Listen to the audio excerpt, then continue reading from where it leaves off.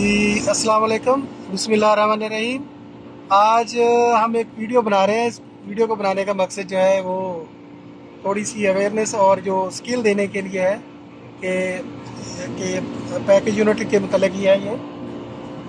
तो जो लोग बिल्कुल नए पाकिस्तान से आते हैं उन्हें इन चीज़ों के बारे में कुछ थोड़ी अवेयरनेस देने के लिए बहुत ज़्यादातर लोग जो हैं ये उन लोगों के लिए ना जो काम जानते हैं, और जो थोड़ा नए हैं उन लोगों के लिए ये उनकी इन्फॉर्मेशन में इल्म में इजाफे के लिए है, ताकि वो भी शुरू शुरू में थोड़ा सा आदमी को एक हिचकिचाहट होती है। तो ये पैकेज यूनिट है, ये कैसे चलता है इसके मतलब है। ये नॉर्मली तो ये 3 फेज़ इसकी सप्लाई जाती है कंप्रेसर को। तो लेकिन इसके जो कार्ड को ऑपरेट करने के लिए जो सप्लाई होती है उस वो किधर से आती है उसके मतलब है। ये देखें जी, ये टर्मिनल ब्लॉक है, इसमें 3 फेज़ सप्लाई आती है और ये 3 फेज़ सप्लाई इधर से आगे। आज ये हमारा बेसिकली असल में मकसद जो वो है ट्रांसफार्मर के बारे में, कि हम ट्रांसफार्मर के बारे में आपको थोड़ी अवेयरनेस देंगे कि ये कैसे काम करता है और किस उसूल पे ये चलता है। ये जी बेसिकली ये एक स्टेप डाउन ट्रांसफार्मर है। इसकी इनपुट 230 वोल्ट है और आउटपुट इसकी 24 वोल्ट है। तो इस बल्कि ये एक सेंटर टेप ट्रांसफार्मर है जिसकी आउटपुट जो है वो 12 वोल्ट भी है और 24 वोल्ट भी है।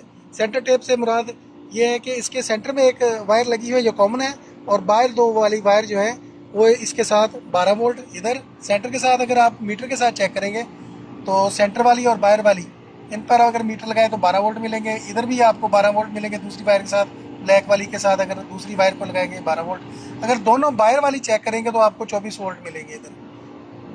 तो ये जो है एक स्टेप डाउन ट्रांसफार्मर है। तो कोई भी ट्रांसफार्मर हो उसके अंदर दो किस्म की वाइंडिंग होती है, एक प्राइमरी वाइंडिंग होती है और एक सेकेंडरी वाइंडिंग होती है। प्राइमरी वाइंडिंग पे आप 220 वोल्ट इनपुट सप्लाई देते हैं, ठीक है, स्टेप डाउन पे। और आउटपुट पे आपको जितने भी 12 वोल्ट 24 वोल्ट जो भी आपको सप्लाई चाहिए तो सेकेंडरी वाइंडिंग से हमें वो सप्लाई मिलती है। तो सेकेंडरी वाइंडिंग जो होती है उससे हम स्टेप डाउन भी कर ले सकते हैं सप्लाई, और स्टेप अप भी। ये टर्न पे होता है कि प्राइमरी वाइंडिंग के टर्न कितने हैं और सेकेंडरी वाइंडिंग के टर्न कितने हैं। जितने आप टर्न ज़्यादा करते जाएंगे आपको सप्लाई ज़्यादा मिलेगी, और टर्न के हिसाब से इसके सप्लाई स्टेप अप और स्टेप डाउन इसके अंदर जो कॉपर की वायर्स के टर्न होते हैं उस पर ये डिपेंड करता है। तो इधर तो हमारे बने बनाए ट्रांसफार्मर मिलते हैं। ये जैसे इधर लिखा हुआ है ये 230 इनपुट है और 24 वोल्ट आउटपुट है। तो ये बेसिकली ये जो ट्रांसफार्मर है ये इसके मतलब आपको समझाना था कि ये स्टेप डाउन ट्रांसफार्मर है और ये एसी पे काम करता है, ठीक है जी। एसी 220 दी और आपको 220 वोल्ट मिली, फिर इसको स्टेप डाउन किया और ये इधर से इसने हमें 24 वोल्ट और 12 वोल्ट की दो सप्लाई हमको दे दी, क्योंकि हमें ये कार्ड को ऑपरेट करने के लिए जो सप्लाई चाहिए वो 12 और 24 वोल्ट वो दो किस्म की सप्लाई चाहिए थी। देखें जी, ये इधर से निकल के ये जैक लगा हुआ है, ये इस कार्ड को सप्लाई मिल रही है, ठीक है जी। 24 वोल्ट का भी इसमें है, यूज़ कर रहे हैं हम, और 12 वोल्ट की को देखें ये रिले जो लगी हुई हैं ये 12 वोल्ट पे ऑपरेट होती है।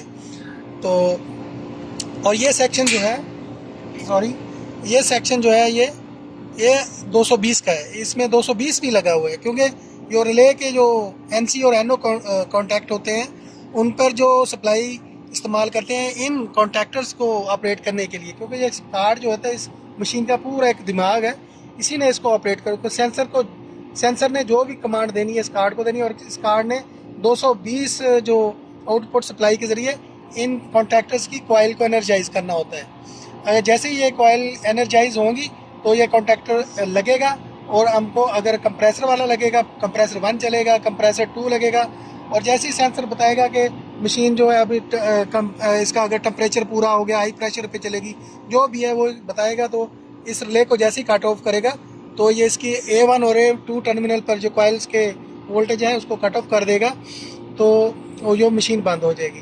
तो इस कार्ड और इस ट्रांसफार्मर की मतलब थोड़ी बहुत आपको अब समझ लग चुकी होगी कि ये इस कार्ड को जो हम ऑपरेट करने के लिए ये ट्रांसफार्मर इस्तेमाल करते हैं। और ये ट्रांसफार्मर के मतलब ये है कि ये स्टेप डाउन ट्रांसफार्मर है। ये 230 वोल्ट का इनपुट लेता है और आउटपुट 24 वोल्ट के देता है।